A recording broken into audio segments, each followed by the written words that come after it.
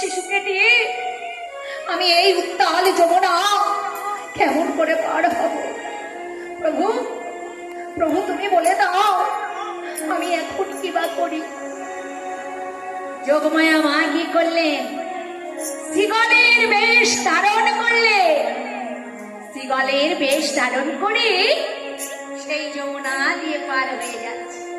মা যমুনার দিকে গিয়ে একবার বসুদেবের দিকে তাকাচ্ছে আর ডাকছে, আইরে বসু, আইরে বসু, আইরে বসু, আইরে বসু, আইরে বেশি নাই, এ জল বেশি নাই, আইরে বসু, আইরে বেশি নাই, আইরে বসু।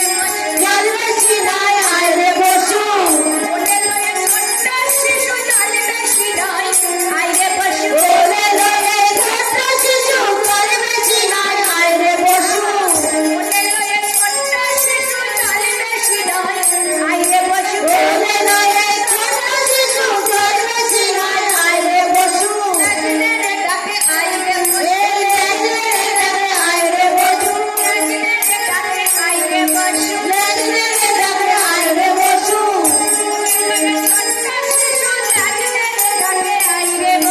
কোলে লয়ে ছোট্ট শিশু, জল বেশি নাই, আইরে বসু।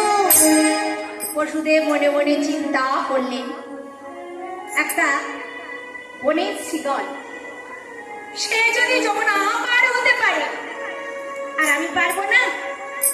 অবশ্যই পারবো। একটি চরণ বাড়ালে এক হেঁটু জল, আরেকটি চরণ বাড়ালে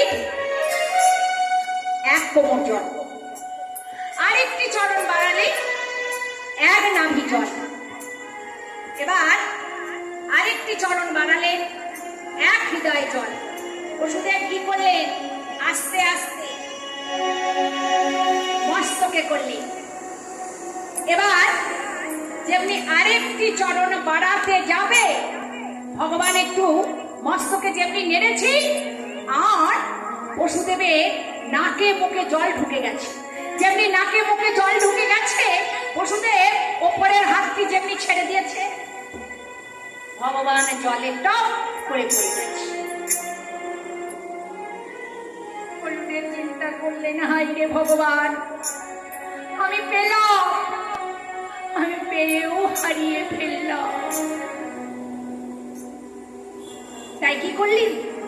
পা দিয়ে খুঁজছে, বলি ঠাকুর একবার পায়ে ঠেকি, ঠাকুর একবার পায়ে ঠেকি, ঠাকুর একবার পায়ে ঠেকি, ঠাকুর একবার পায়ে ঠেকি,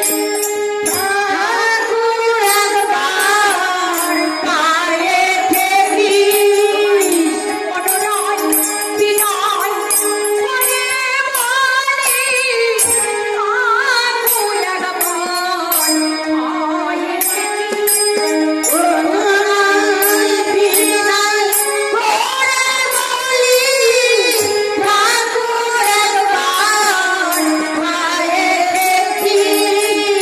এই দেখুন, আমাদের যদি কোনো জিনিস হারিয়ে যায়, নদীতে স্নান করতে গিয়ে আমরা কি করি না, পা দিয়ে খুঁজি আর বলি, না ঠাকুর, ঠাকুর একবার যেন পায়ে ঠেকিস, একবার যেন পায়ে ঠেকিস। কি আশ্চর্য কথা যে ঠাকুর একবার পায়ে ঠেকিস, আহা কি প্রেমের কথা। এবার ভগবান শ্রীকৃষ্ণ যমুনার কোলে, যমুনাকে বললেন, ও যমুনা আমাকে ছেড়ে দাও, ওই দেখো আমার পিতা, আমার পিতা কেমন করে কাঁদছে, ছেড়ে দাও। যমুনা বললেন, না না, আজ যখন পেয়েছি হে গোবিন্দ, আমি তোমাকে আর ছেড়ে দেবো না। বললেন, না আমাকে ছেড়ে দাও, আমি তোমাকে কথা দিচ্ছি, এই বৃন্দাবনে আমি যত লীলা করব, কেবল তোমার এই তীরেই লীলা করব। এবার ভগবান শ্রীকৃষ্ণ বললেন, শোনো যমুনা, আমার যে এই চতুর্হস্ত, এই চতুর্হস্তের মধ্যে আমি দুটি হস্ত তোমার কাছে রেখে গেলাম। আর ভগবান কি করলেন? অমনি ভেসে উঠলেন।